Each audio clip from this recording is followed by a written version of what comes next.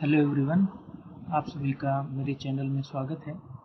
तो जैसा कि मैंने कहा था कि मैं अगले वीडियो में आपको पेलोड्स के बारे में एक्सप्लेन करूंगा।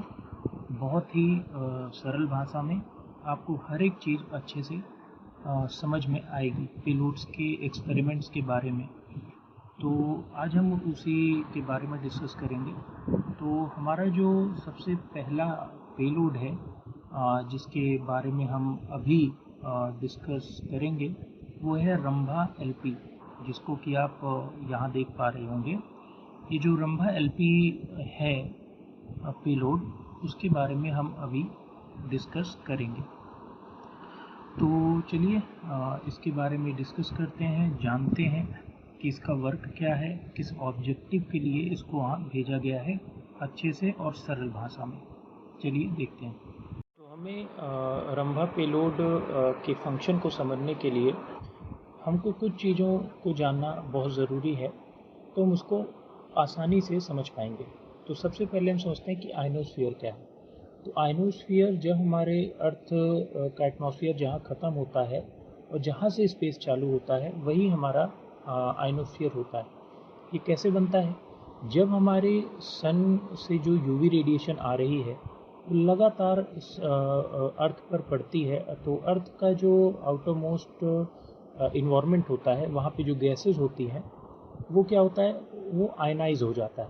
तो जब गैसेस आयनाइज हो जाती हैं तो उसी लेयर को जो होता है अर्थ के सबसे आउटर रीजन में, उसी को हम आयनोस्फीयर कह देते हैं। और ये आप जानते होंगे बहुत इम्पॉर्टेंट रोल अदा करता है हमारे डेली लाइफ में। जैसे कि रेडियो सिग्नल्स हैं, ये रेडियो सिग्नल्स को डिफ्लेक्ट करता है। तो आपके घर में जो रेडियो है वो आयनोस्फीयर की वजह से चल पा रहा है, क्योंकि जहाँ से सोर्स है, जहाँ से रेडियो वेव भेजी गई, आयनोस्फीयर उसको डिफ्लेक्ट करके हर जगह फैलाता है। तो ये एक सिग्निफिकेंस है आयनोस्फीयर का। और भी आप जानते होंगे कि कभी कभार आपका जीपीएस गलत आपको डेस्टिनेशन पे ले जाता है। ये कैसे होता है? ये इसलिए होता है क्योंकि जो हमारी सैटेलाइट्स हैं वो तो हमारे आउटरमोस्ट एटमॉस्फेयर के ऊपर हैं, स्पेस में है वो। तो जब वो सिग्नल्स भेजते हैं तो आयनोस्फीयर हमारा क्या करता है, उनको डिफ्लेक्ट कर देता है, जिनकी वजह से जीपीएस में कभी कभार हमको वो डेस्टिनेशन नहीं मिलती जहाँ हम चाहते हैं। तो ये भी एक आप कह सकते हैं कि आयनोस्फीयर की वजह से होता है। तो ये हो गया, मान लीजिए हमारा आयनोस्फीयर जो कि गैसेस के आयोनाइजेशन की वजह से बना। अब अगला होता है हमारा मून का लूनर आयनोस्फीयर।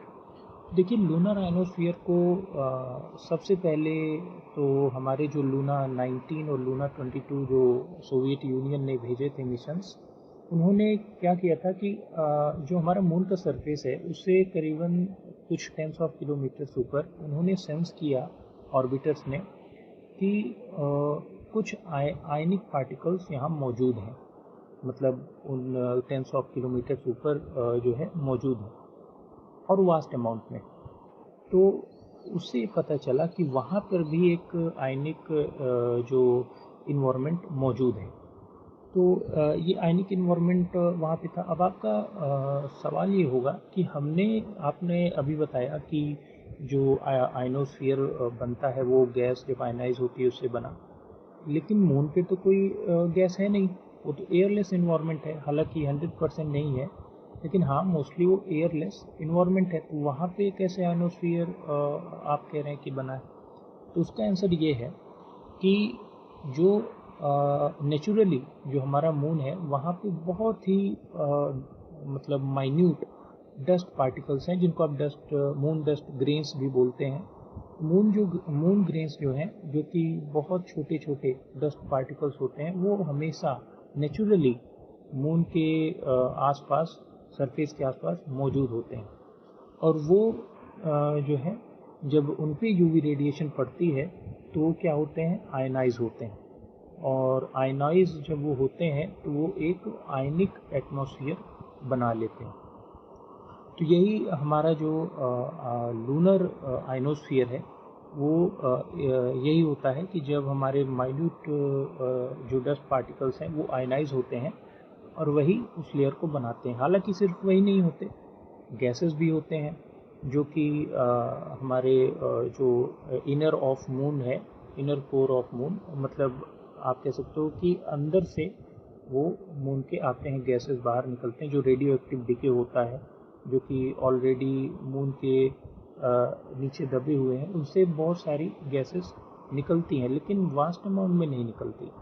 तो इसलिए जो वहाँ का आइनोस्फीयर है वो बेसिकली किससे बना हुआ है, हमारे डस्ट पार्टिकल, जो माइन्यूट डस्ट पार्टिकल्स हैं जो कि नेचुरली मून पे मौजूद हैं, उन्हीं से बना हुआ है। तो अब हम आते हैं, अब हमने ये समझ लिया कि आइनोस्फीयर क्या होता है, लूनर आइनोस्फीयर क्या होता है, इसके बारे में हम समझ लिए हैं। अब हमको समझना है कि हमारा जो रंभा पेलोड है वो क्या करेगा। हमारा जो रंभा पेलोड है वो एक लैंगमूर प्रोब है।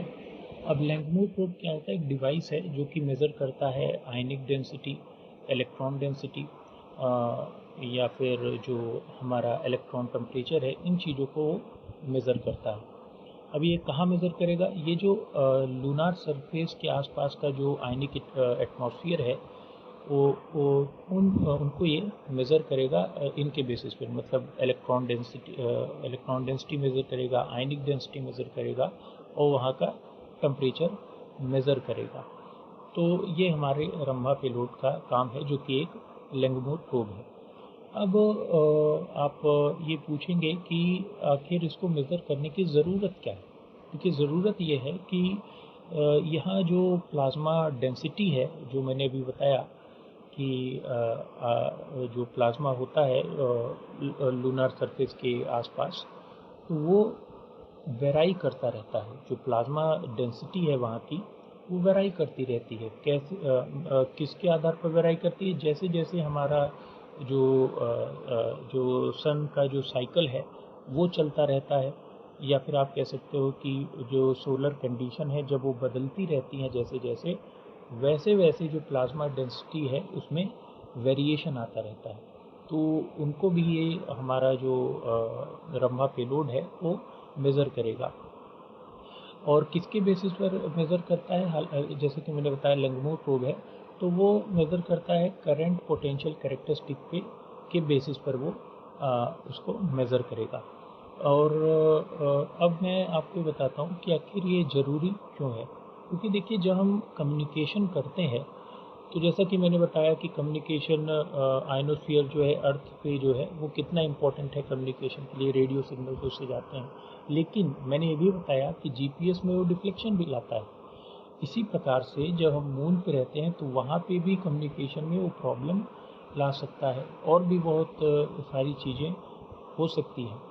तो इसलिए हमको ये जानना ज़रूरी है कि उसका जो प्लाज्मा डेंसिटी है नियर मून सरफेस वो कैसा है, और कैसे कैसे वो सोलर साइकिल के साथ चेंज होता रहता है, उसके बारे में हमको जानना बहुत ज़रूरी है। तो यही काम हमारा रंभा पेलोड करने वाला है कुछ दिनों में, और आपको होपफुल हूँ मैं कि आपको ये चीज़ अच्छे से सरल भाषा में समझ में आ गई होगी। और भी जो आगे जो कुछ पेलोड्स हैं उनके बारे में मैं आपको अगले वीडियोस में बताऊंगा। और अगर आपको वीडियो समझ में आ रही हैं अच्छे से, और या ना भी कुछ चीज़ों में दिक्कत हो, तो आप मुझसे कमेंट सेक्शंस में पूछ सकते हैं। तो आगे के जो वीडियो हैं मैं उनमें पेलोड्स के बारे में आपको बताऊंगा, तो बने रहिए मेरे साथ तब तक।